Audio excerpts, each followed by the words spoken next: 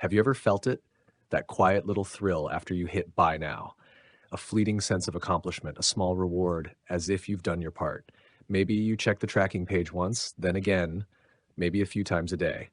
And when that package finally arrives, you open it with a familiar anticipation, like a small folded promise from the universe. But here's the strange part. 10 minutes later, that feeling, it's gone. It's vanished. No excitement, no change, just back to normal. If you've ever felt that, I need you to know something. You're not alone, and that fleeting feeling is not an accident. Today, shopping isn't just a transaction. It's a carefully crafted, emotional experience.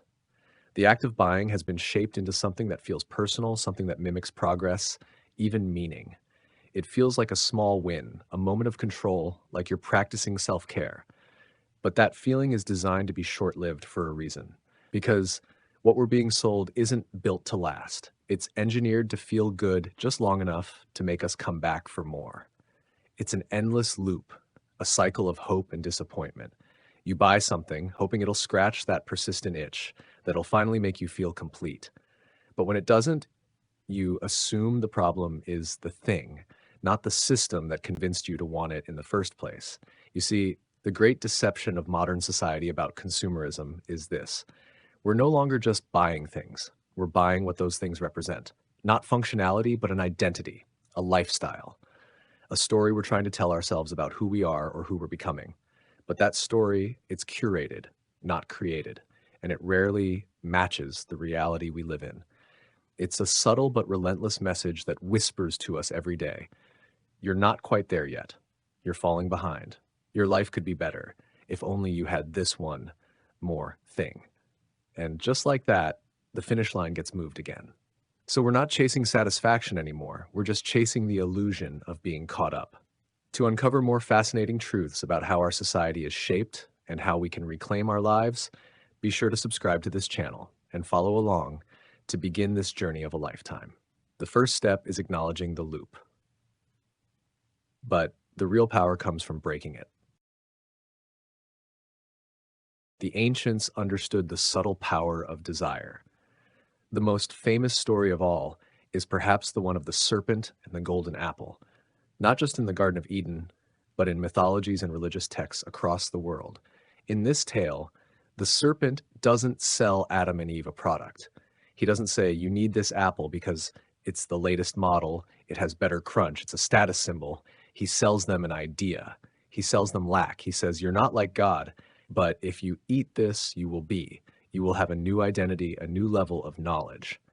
He sells them the illusion of an upgrade, and they trade the profound reality of their current existence for a cheap, temporary thrill. And what happens after they eat? The thrill fades, and they're left with a sense of inadequacy, a deep-seated feeling of shame and lack that wasn't there before. This ancient blueprint is now the bedrock of our modern economy. The serpent's whispers have become algorithms. Consider the story of the Buddhist monk who pursued enlightenment. His journey was not about accumulating possessions, but about shedding them.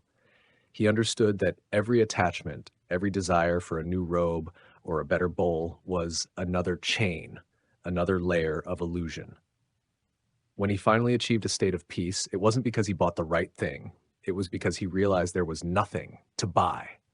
He achieved a state of being whole, complete, without needing anything new. He found a different kind of freedom.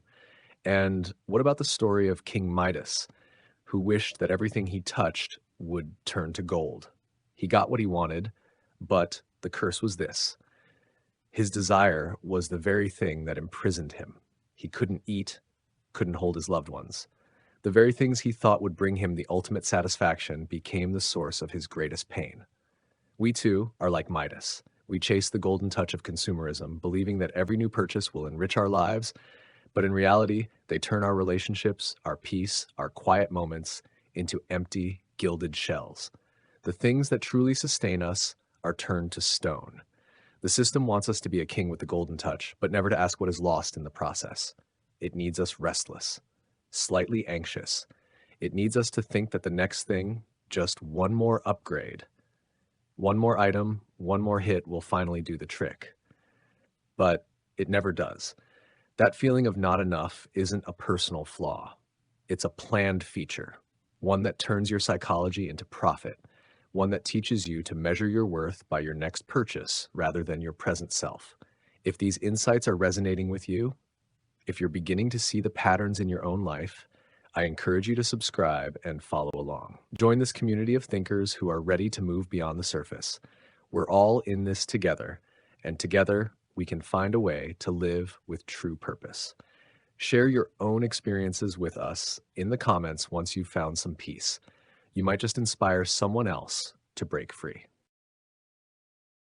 We've become actors in our own lives, playing roles we didn't audition for, living scenes we didn't write. We're smiling for an audience we can't see, hoping the applause will make the emptiness feel worth it. But it never does. Because when your identity is built on things that can be bought, it becomes fragile. It's only as good as your last purchase, as your last post, as your last external validation. And slowly, without even realizing it, we trade our authenticity for approval, our values for aesthetics, our presence for a never-ending performance. We stop asking, how do I feel? And start asking, how do I look? The system thrives when you don't pause. But the moment you do, the moment you interrupt the loop, something changes. Think about it. Someone works 60 hours a week, commutes, meetings, late-night emails. Somewhere in the margins of their week, they spend another 10 hours browsing online stores, clicking, comparing, wish listing. And do you know how many hours they spend just sitting quietly, alone with their thoughts? For many, it's zero. We've forgotten what it's like to simply exist without purchasing, without upgrading, without packaging our lives into something that looks worthy of sharing. We've replaced presence with pursuit. This is the great deception, that buying more will finally make us feel like we're enough. But meaning doesn't come in a box. It's not delivered by Amazon. And the person you want to be, they're not waiting in the next purchase. They're waiting behind the noise. They're waiting in the stillness. What happens when you stop? When you put the phone down, close the tab, and just sit with yourself? That moment feels strange at first, like something's missing, like you're forgetting to be busy. But if you stay long enough, something begins to rise to the surface. Not boredom, not lack, but a version of yourself you haven't heard from in a while. A man once challenged himself, 30 days with no online shopping. By week 2, he realized it wasn't the stuff he missed, it was the distraction. And when that faded, something else took its place. Clarity. He read more, slept deeper, called his family, not because he had to, but because he actually wanted to. He didn't save a fortune, but he found something better. He found the space to feel like himself again. They can sell you upgrades, they can sell you a curated life, but they can't sell you peace. They can't sell you stillness. And they will never be able to sell you the power to choose silence over stimulus. And that's why they fight so hard for your attention, because your attention is the gateway to your freedom. So the next time the urge hits, just pause 10 seconds and ask yourself, will this make me more of who I am or just someone easier to sell to? That question won't change the world overnight, but it might change you.